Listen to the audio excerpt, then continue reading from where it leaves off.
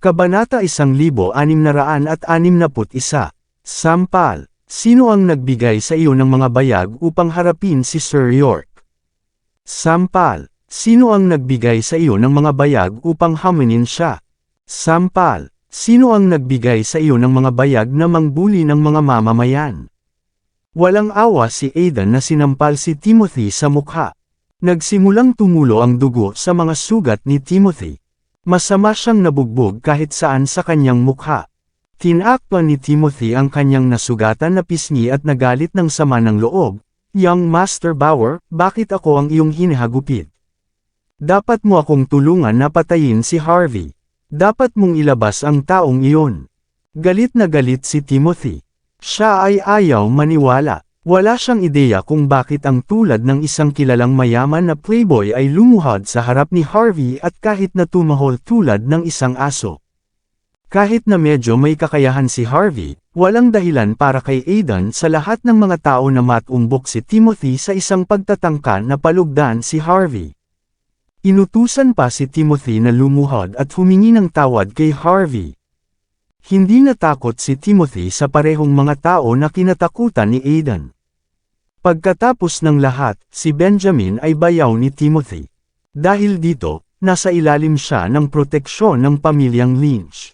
Matigas ka pa rin. Hindi mo ba naiintindihan na si Sir York ang boss ko? Ilang beses nang sinampal ni Aidan ang mukha ni Timothy. Marami ka pang sinasabi. Lumuhod at humingi ng tawad ngayon. Nanghina si Timothy, na tinatakpan ang kanyang mukha. Siya ay masungit pa rin. Hindi ako luluhod. Sampal. Hindi mo pa rin naiintindihan ang iyong mga pagkakamali. Aidan Bauer. Hindi na makaya ni Timothy ang sakit. Napaatras siya ng isang hakbang at malakas na bumulalas, sapat na. Ano ang maaari nitong hanggal na probinsyano na kahit ikaw ay naging ganito? Bakit ka natatakot sa kanya? Bakit mo sasabihin na aso ka niya? Ano ang tama sa isang walang silbi na marumi na alam lamang kung paano magsinungaling upang takutin ka? Kung natatakot ka sa kanya, bakit ako magiging? Sino ka sa palagay mo? Mayroon akong Benjamin at ang buong pamilyang Lynch sa likuran ko.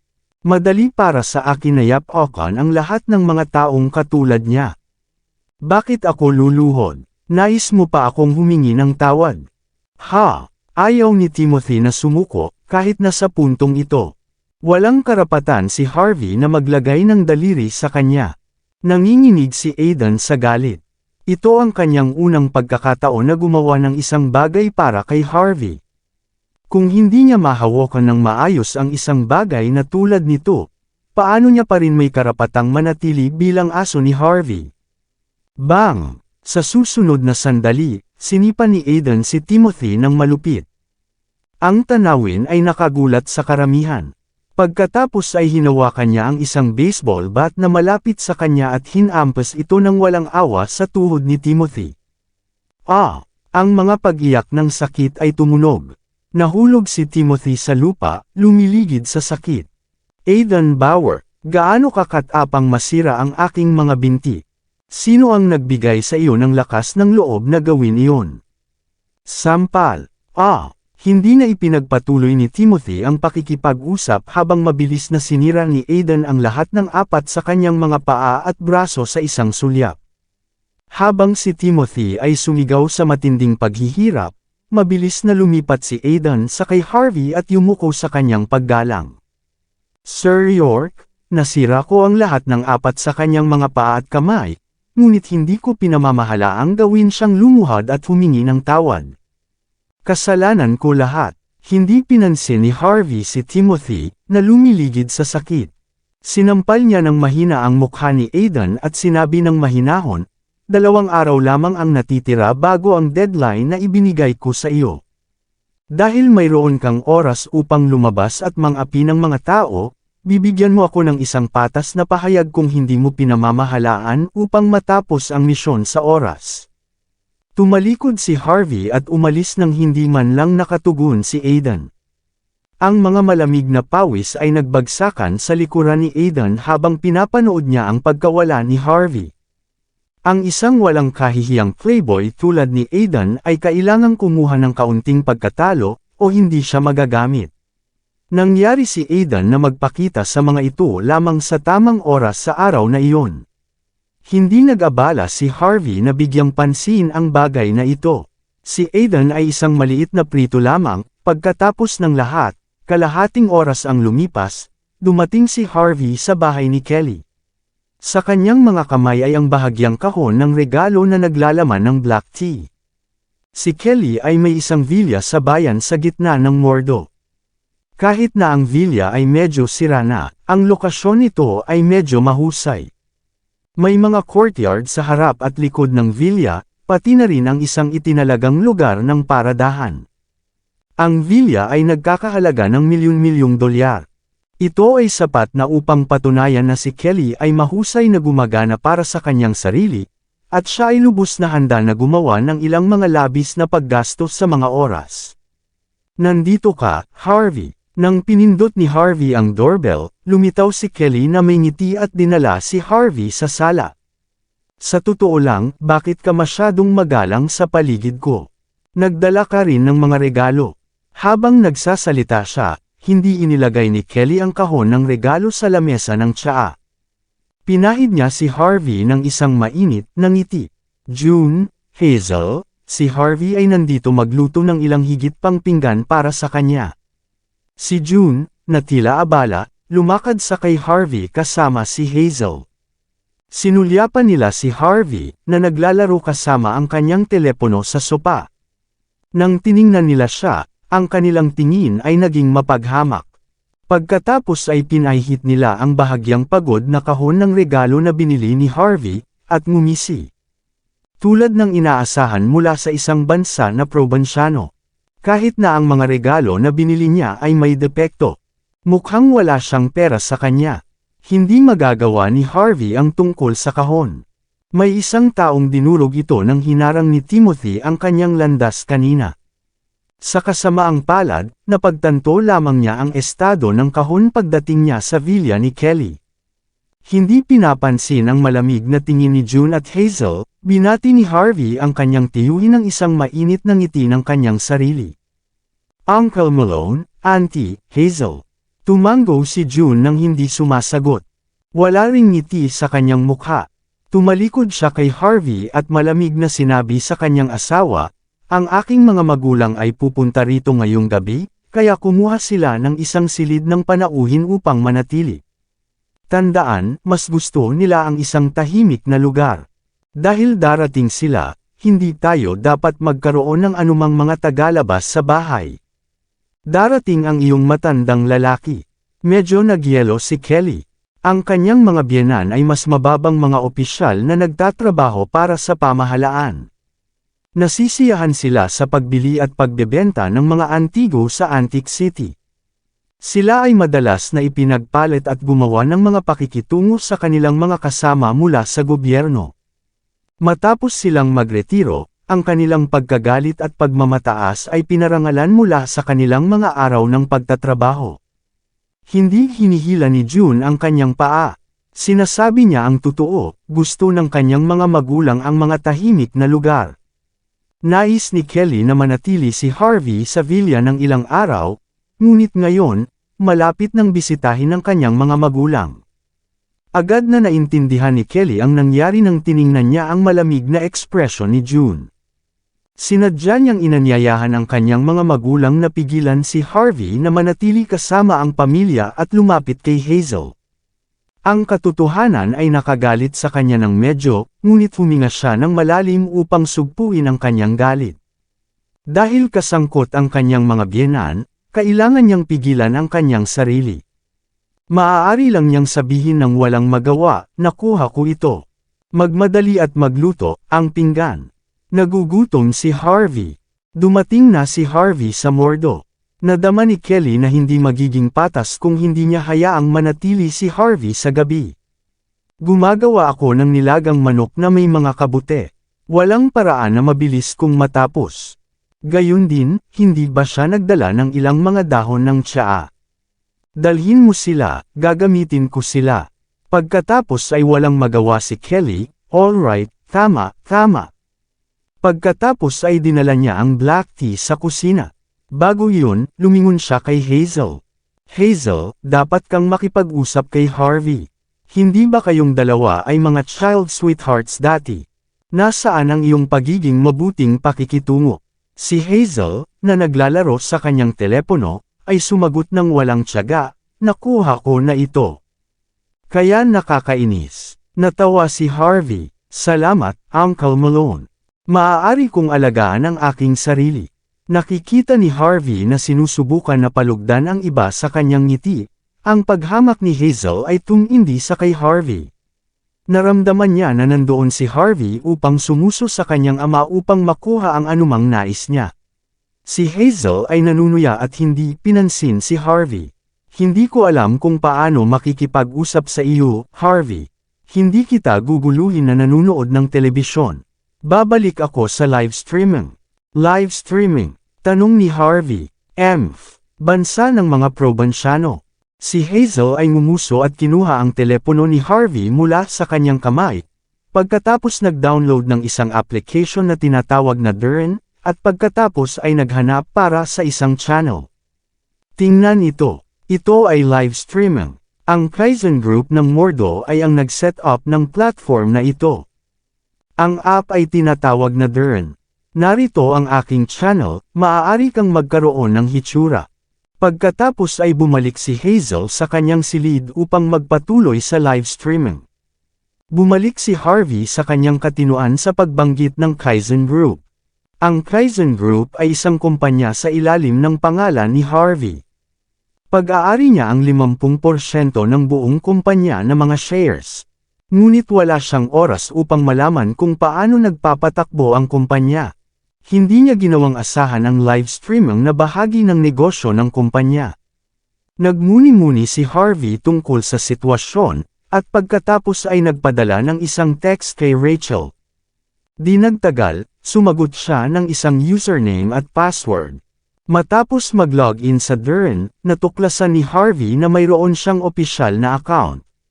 Sa madaling salita, ito ay isang account na ginamit upang gantimpalaan at mapalakas ang katanyagan ng mga streamer. Kahit na walang ideya si Rachel sa plano ni Harvey na gawin, ipinadala pa rin niya ang account sa kanya. Ang account mismo ay walang ibang pribilehiyo maliban sa pagbibigay ng walang limitasyong mga gantimpala. Hindi rin gugugol ng gumagamit ang anumang halaga ng pera. Ang lahat ng pera ay ibabawas mula sa kumpanya mismo.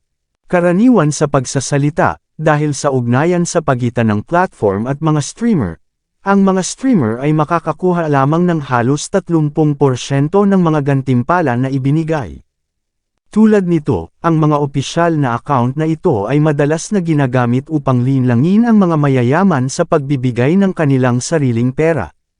Naalala ni Harvey si Cynthia na nagsasabing pupunta siya sa Mordo upang gumawa ng isang pelikula.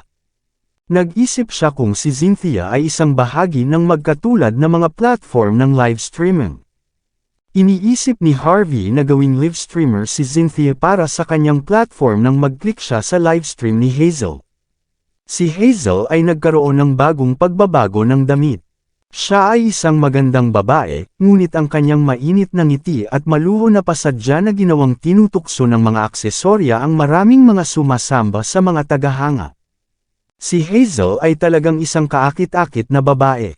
Kahit na ang kanyang pagkatao ay hindi kaaya-aya sa kanyang mga hitsura, na maaaring sabihin sa harap ng isang screen. Ang bawat live streamer ay ilagay sa isang cute na persona pa rin. Kumusta, lahat? Ang malamig na ekspresyon ni Hazel kay Harvey ay wala nang makikita. Sa halip, nagsuot siya ng isang nakasisilaw na ngiti. Maligayang pagdating sa stream, brothers. Nang makita na ang madla ng livestream na madla ay binubuo ng karamihan sa mga kalalakihan, hinimok niya ang maraming mga sorpresa nang marinig nila ang tulad ng isang kaakit-akit na babae na tinatawag silang brothers. Ngumiti ulit si Hazel. Para sa inyong lahat ng bagong brothers, mas interesado ka bang sumayaw o kumanta kamakailan? Gagawin ko ang aking makakaya para sa lahat. Nagmuni-muni si Harvey, pagkatapos ay nag-type ng isang pangungusap. Dapat mong kantahin ang awiting Boat Trucker's Love. Nais ni Harvey na tutuksuhin ng kaunti si Hazel, ngunit ang isang gumagamit na nagngangalang Mordus Young Master Walker ay bumagsak upang mangutya kay Harvey.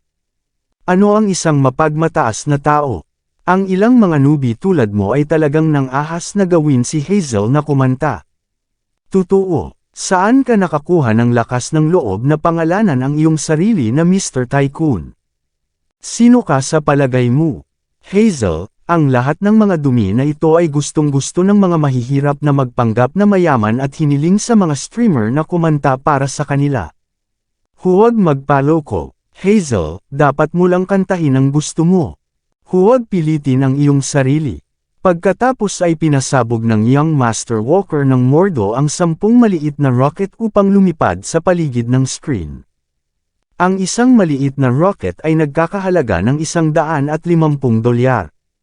Ang pagtapon ng $1,500 na parang wala para lamang sa isang mabuting babae ay sapat na upang patunayan ang kanyang kayamanan. Ngumiti si Hazel at bumulalas. Maraming salamat, Young Master Walker ni Mordo. Pagkatapos, gagampanan ko ang The Moon represents my heart. Mabuti. Hazel, ikaw ang aking maliit na kasintahan. Ang Young Master Walker ni Mordo ay nagpatuloy sa pag-type, malinaw na nasa mataas na espiritu. Dapat lumabas si Ginoong Tycoon ng mas mabilis hanggat kaya niya. Tumigil sa pagpapanggap na mayaman kung ikaw ay isang mahirap lamang. Maraming salamat sa lahat ng sumusubaybay. Please subscribe and follow my YouTube and Facebook channel, Filipino Novel. Maraming salamat po. Tama, sabihin sa kanya na lumabas. Bakit ang isang mahirap ay dumating sa isang livestream? Sino siya sa palagay niya? Ang mga nakamamanghang komento ay napuno ang buong screen. Sinimulan ni Harvey ang pag-type sa kanyang telepono, walang pag-aalala tulad ng dati. Maaari mong tubusin ang $1,500. Hey, talagang hindi ito, ngunit nakita mo na ba ang halagang ito ng pera? Nagpadala si Young Master Walker ni Mordo ng isang emoji na may kasuklam-suklam na mukha. Dapat mong subukang makipagkumpetensya sa akin kung mayroon kang mga bayag. Kung sino man ang magbigay ng mas maraming gantimpala ang tatawaging master. Tumawa si Harvey. Dapat kang maghanda na tawagin ako, kung gayon. Ang Young Master Walker ni Mordo ay tila may karanasan. Nag-type siya ng isang emoji na may mapanirang mukha. Nakakainis kayong mga mandirigma ng keyboard. Wala sa inyo ang may maraming pera, ngunit ang paraan na sinusubukan mong magpakitang gilas ay nakakabaliw. Mahinahon na sumagot si Harvey, kahit gaano ako kahina, mas mayaman ako kaysa sa iyo. Fine, kung gayon. Kung ikaw ay mayaman, tubusin ang ilan sa mga rocket na iyon upang makita ko. Maaari mo itong gawin. Kung hindi, umalis sa aking paningin. Ang Young Master Walker ni Mordo ay may mataas at malakas na tono sa kanyang mga text. Sa katotohanan, ang taong ito sa likod ng username na ito ay walang iba kundi si Stephen Walker. Bilang siya ay isa sa mas mataas na up ng Kaizen Group, hindi kakaiba para sa kanya na magkaroon ng mga espesyal na diskwento na nakuha sa pamamagitan ng mga espesyal na mapagkukunan. Habang ang iba pang mga account ay walang diskwento kahit ano, siya ay karapat-dapat para sa isang 25% na diskwento sa lahat ng mga natubos. Ito ang dahilan kung bakit siya ay kalmado.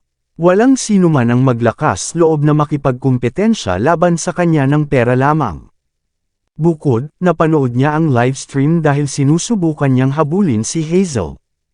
Upang makarating sa mabuting panig ni Hazel, hindi bale kay Steven na hamanin ang sinuman kapag ang pagkakataon ay nagpakita mismo. Patuloy lamang na matubos ni Steven ang alon pagkatapos ng alon upang magbigay ng magandang impresyon sa harap ni Hazel. Nang hindi nagbibigay ng tuwid na sagot, nag-type si Harvey, "Fine, magkaroon tayo ng kompetisyon. Kung sino man ang matatalo ay kailangang tawagin ang ibang tao na master." Hindi inaaala ni Harvey ang kompetisyon.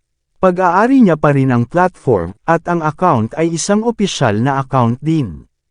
Bukod sa, ang pagtubos ng mga gantimpala at katanyagan para kay Hazel ay ang kanyang paraan upang mabayaran ang kabaitan ni Kelly.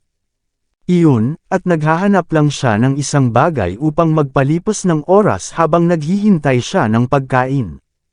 Tama, ang bawat isa sa inyo brothers ay mga saksi dito kung sakaling may nais na bumalik sa kanyang salita. Pinakawalan ng young Master Walker ni Mordo ang isang string ng ligaw na pagtawa. Hindi ko pa nakita ang gayong taong mapagmataas sa buong buhay ko. Mahinahon na sumagot si Harvey, well, ngayon mayroon ka nang makikita. Nagsimulang mag-click si Harvey sa mga redeemables. Swoosh, swoosh, swoosh. Tinubos ni Ginoong Tycoon ang 100 maliit na rocket. Nagbigay ang system ng anunsyo, ang mga pagsinghap ay maaaring marinig mula sa livestream matapos makita ng lahat ang napakaraming bilang. Tulad ng inaasahan, maaari lamang magkaroon ng mga maling pangalan, ngunit hindi maling mga alias. Ginawa ba ito ng taong si Mr. Tycoon ay tinubos lamang ang $15,000 sa isang lakad? Ano ang isang mayamang tao? Si Hazel ay nagyelo sa dami. Gayunpaman, mabilis siyang kumalas dito. Ngumiti siya at sinabi ng maligaya, "Maraming salamat sa mga natubos, Mr. Tycoon." Hey, hey, hey. Kawili-wili, ngunit iyon hindi pa rin sapat na pera. Pagkatapos ay tinubos ng young Master Walker ni Mordo ang 200 rockets pagkatapos. $30,000. Talagang mayaman si Steven. Hindi tumigil doon si Harvey. Nag-click siya ng ilang mga pindutan at tinubos ang 10 Lamborghini sa screen. $150,000. Ano? $150,000. Ang buong livestream ay sumabog sa kaguluhan.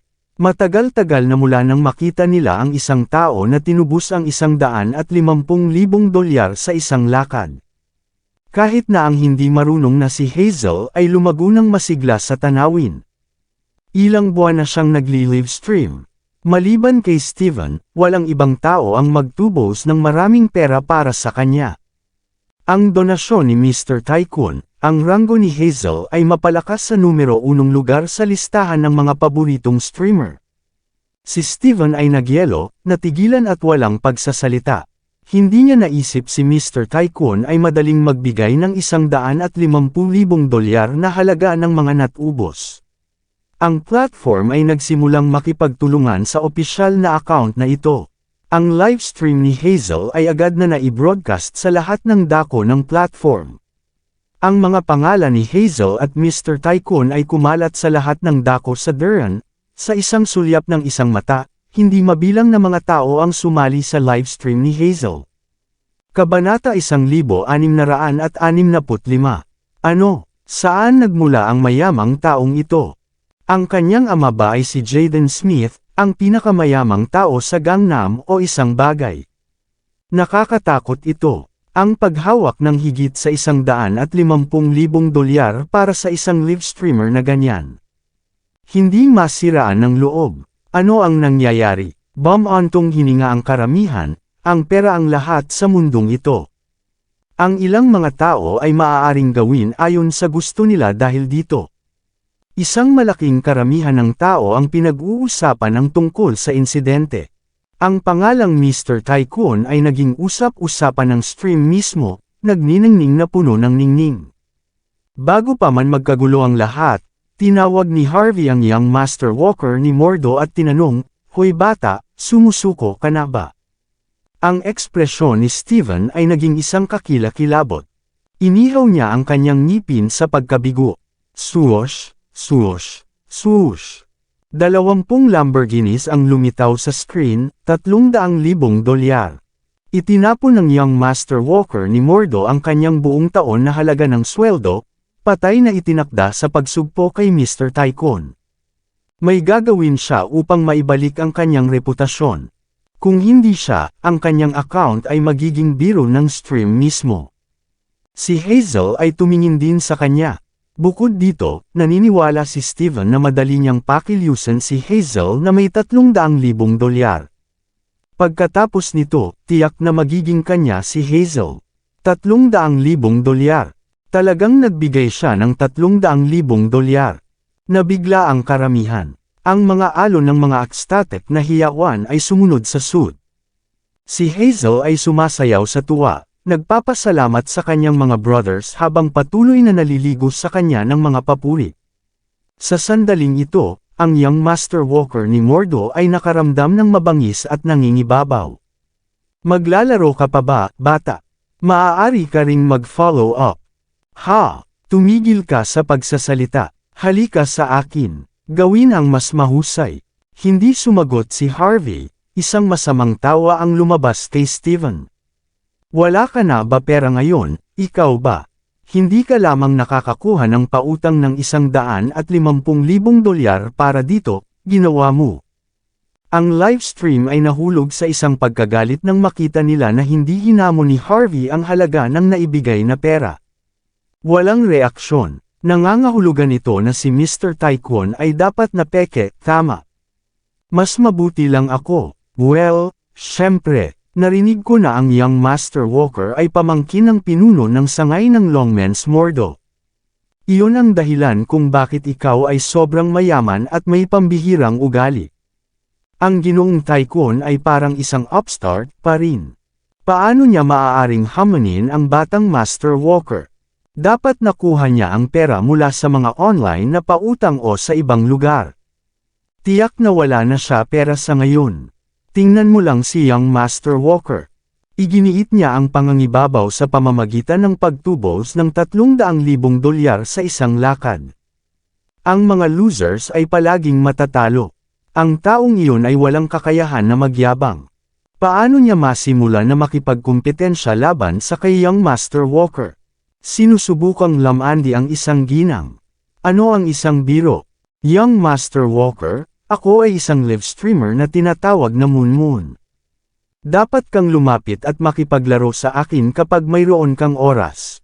Ang buong karamihan ng tao ay patuloy na binabalot si Young Master Walker ni Mordo habang pinapagod si Mr. Taekwon ng sabay.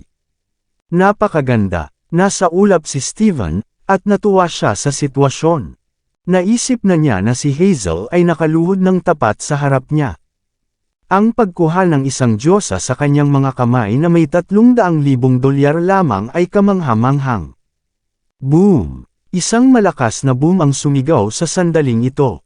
Ang barrage ng mga komento ay biglang nawala mula sa screen. Pagkatapos, ang mga madilim na ulap ay nakapaligid sa screen. Isang maliwanag na ilaw pagkatapos ay tinusok ang mga ulap mula sa likuran. Ang isang kamangha-manghang pagiging may kulay ng bahaghari na nakasuot ng sandata at isang pares ng mga pakpak na nagmula sa kalangitan. Siya ay nag-swing ng isang napakalaking espada sa kanyang mga kamay. Ang bawat solong pag-indayog ay kumibot ang mga mata ng karamihan, at ang kanilang mga puso ay nanginginig sa pagkabigla. Ang banal na Diyos ng digmaan. Ang isang nakatagong regalo na ang mga tao lamang na nag-donate ng hindi bababa sa milyon-milyong dolyar ang maaaring matubos ito. Ang presyo para sa pagtubos ay nagkakahalaga ng 1.5 milyong dolyar. Ang buong karamihan ng tao ay patay na tahimik.